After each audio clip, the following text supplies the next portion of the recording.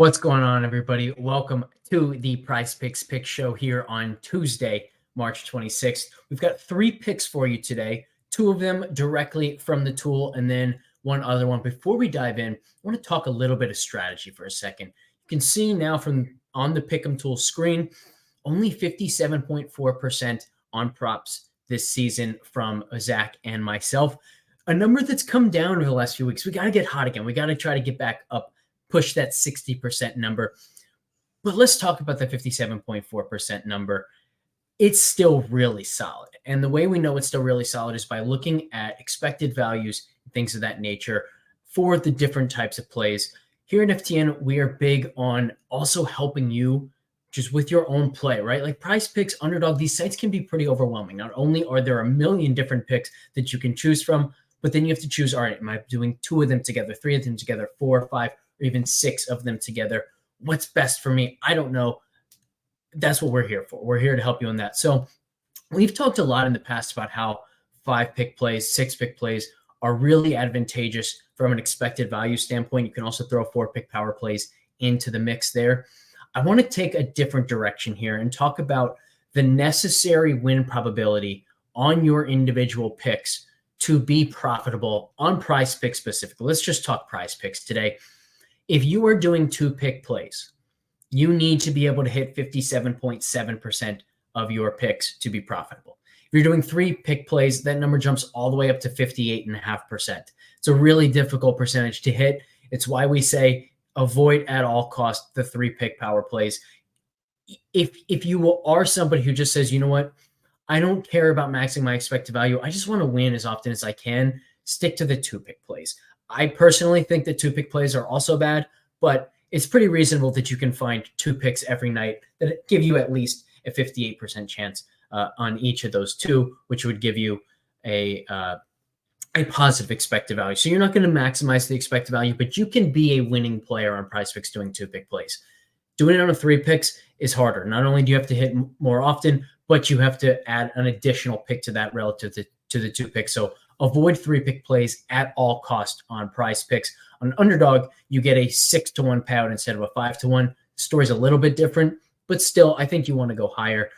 Speaking of, when you go to 4-pick plays on PrizePicks, the power plays at least, you now have to only hit 56.2%. 5-pick plays get even easier at 54.3%, and then 6-pick plays 54.2%. So when we lay it out that way, you can see why we so heavily stress at least 4-pick plays, but 5 and 6 just make it so much easier. Instead of having to hit 57.7% of your picks, you only have to hit 54.3. It's also then easier to add in some correlation, like the 57.4% that we've hit. There's a lot of correlation mixed in there. And so if we take 57.4% as like our true probability for all picks, we get a 22% expected value on 5-pick flex plays and a 33% expected value on the 6-pick plays. And that's before we factor in correlation. We're going to actually improve those expected values based on positive correlation, probably somewhere between 40 and 50% expected value on those 6-pick plays, which non-coincidentally is right where I'm at personally in my ROI on the NBA season. So putting some math and some context behind this 57.4% win probability, I think is always helpful. And with that, let's jump into the plays for today. Of course, we're going to pick 3 plays. We're not going to play them as a 3-pick play. We're going to join them with some others, get ourselves up to either a 5-pick, more likely a 6-pick play, or even a handful of 6-pick plays tonight. But let's talk about the core for today, jumping into the model. And let's start here. We're going to go to the turnover market. You guys know I love this market, and we've got a really good one today. Chet Holmgren, less than 1.5 turnovers. We've got it at 68%.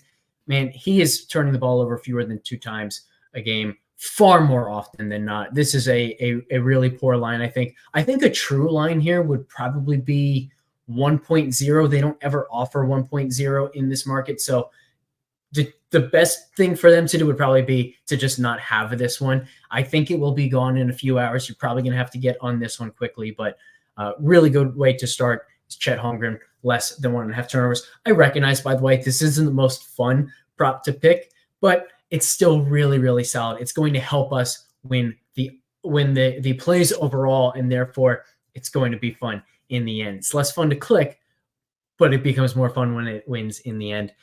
Similarly, we can go to the steals market. Talk about a really not fun one to sweat out. Harrison Barnes, less than 0.5 steals.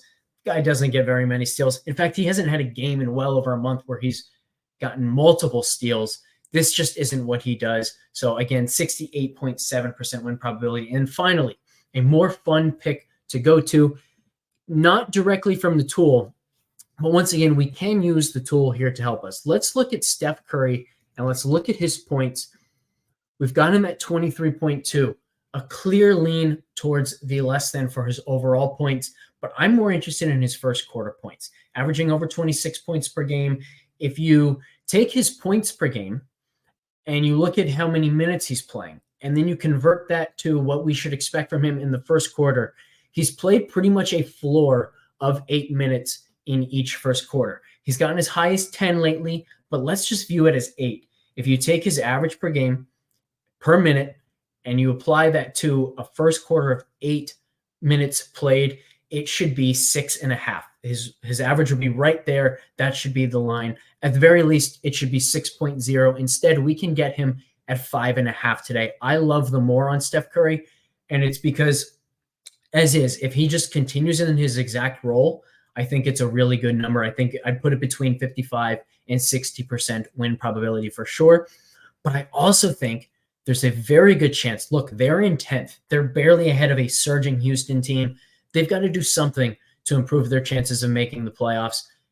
What easier way than taking Steph Curry, averaging just 32.7 minutes per game, and bumping him up to 36, 38, maybe even letting him push 40 as we get into the final few games of the season. I want to be ahead of that curve, and I think a really easy thing to do there is you let him play 10 to 12 minutes in the first quarter before he gets his big rest. You can leave his second half rotation pretty similar for the time being and then ramp that up towards the end of the year. So I love Steph's chances to start playing more like 10 minutes per game in the first quarter, which would put his expectation around 7.5 points, maybe even pushing 8.